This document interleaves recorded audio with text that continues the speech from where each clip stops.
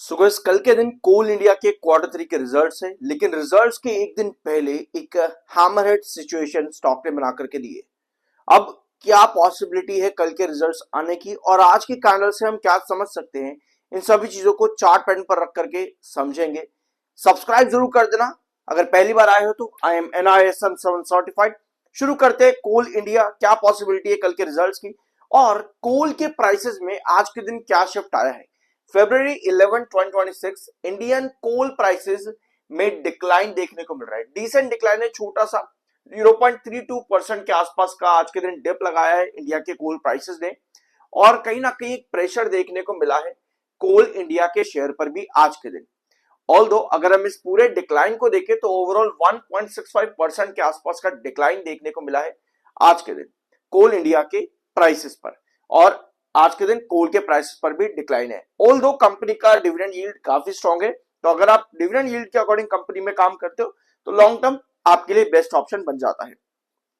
ठीक है, वेयर अगर आप सेक्टर पर इन्वेस्ट कर रहे हो तो आपको ये चीज पता होना चाहिए कि ये सेक्टर काफी ज्यादा वॉलेटाइल रहता है। सो दिसंबर में कंपनी परफॉर्म कैसा देती है उसको समझेंगे। पहले आते हैं कंपनी के सितंबर पर। सितंबर 2025 में कंपनी का रिवेन्यू में बड़ा डिक्लाइन आया। कंपनी ने मात्र 30,187 करोड़ का डिक्लाइन दिया, यानी कि अभी जो दिसंबर क्वार्टर आने वाला ना, ये एक रिवाइविंग क्वार्टर रहेगा। रिवाइविंग क्वार्टर क्या होता है पहले तो ये समझना जरूरी है।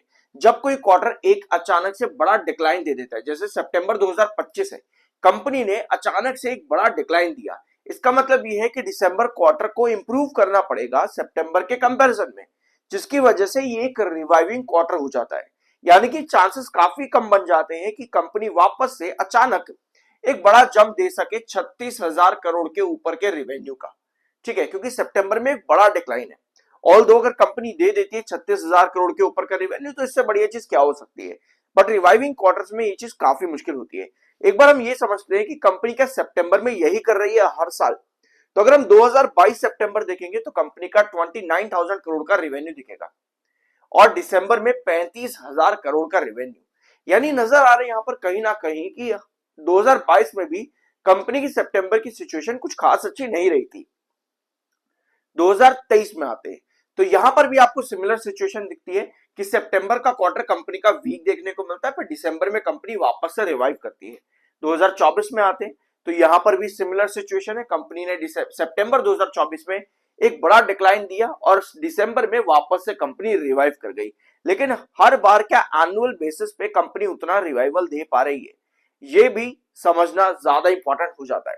तो अगर हम हर साल में देखें तो 2022-23 के कंपैरिजन में कंपनी ने 2.80% का ग्रोथ दिखाया। 2024 में कंपनी का ग्रोथ 1.95% गया, यानी कंपनी रिवाइव कर रही है एनुअल बेसिस पर भी, जो कि अच्छी बात है। अब आते हैं 2025 में, यानी कि अब कंपनी को चाहिए पॉजिटिव ग्रोथ देने के लिए, क्योंकि पिछले 3 क्वार्टर कंपनी का ग्रोथ नेगेटिव रहा है। सिर्फ और सिर्फ अभी न्यूज और मार्केट के सेंटिमेंट्स पर कंपनी काम कर रही है, ये चीज क्लियर हो जाती है चार्ट पैटर्न के अकॉर्डिंग।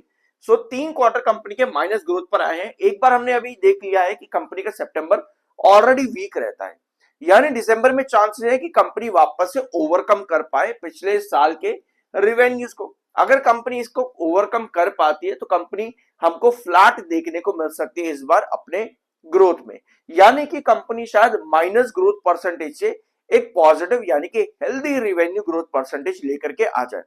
यानी ये चीज क्लियर है कि सितंबर का क्वार्टर जो गिरा है ये कंपनी में काफी कॉमन है कि सितंबर क्वार्टर कंपनी का वीक ही रहता है और दिसंबर क्वार्टर एक रिवाइविंग क्वार्टर की तरह कंपनी में काम करता है। यानी कंपनी एनुअल बेसिस पर हमको फ्लैट आती देखने को मिल सकती है, जो कि कंपनी के लिए एक अच्छी बात हो जाती है पिछले 3 क्वार्टर को देखते हुए।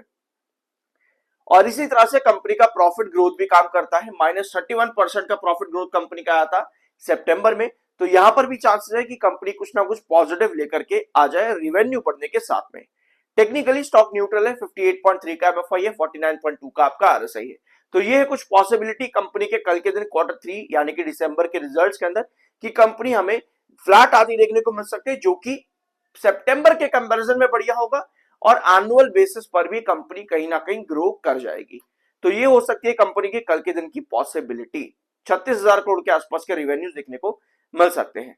अब आते हैं इसके चार्ट पैटर्न पर। ये है कहीं ना कहीं आज के दिन एक हैमरहेड कैंडल जो स्टॉक ने ड्रॉ करी है ऑल्दो ये बॉडी बड़ी है, हैमरहेड कैंडल की तरह एग्जैक्ट नहीं है।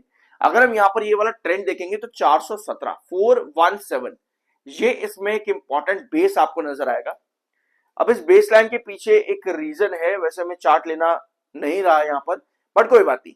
417 एक इंपॉर्टेंट बेस आपका एक बार देखने को यहां मिला है, एक बार यहां पर भी और एक बार इधर भी, यानी कि साल 2026 में ऑलरेडी 3 बार 417 पर स्टॉक ने एक इंपॉर्टेंट रिवर्सल दिया है।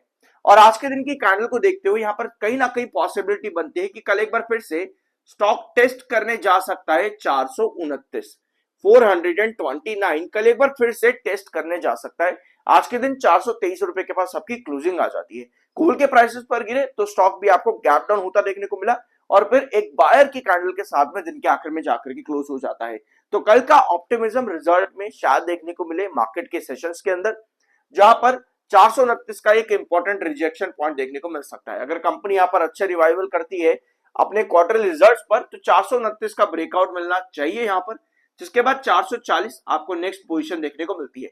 लेकिन कोई भी गिरावट बिलो 417 अगर यहां पर बनती है तो कहीं ना कहीं स्टॉक में आपको वापस से 400 के लेवल्स देखने को मिल सकते हैं, जो कि इसके क्रूशियल बेस लाइन है अकॉर्डिंग टू 200 EMA जो आपको यहां पर देखने को मिल रहा है।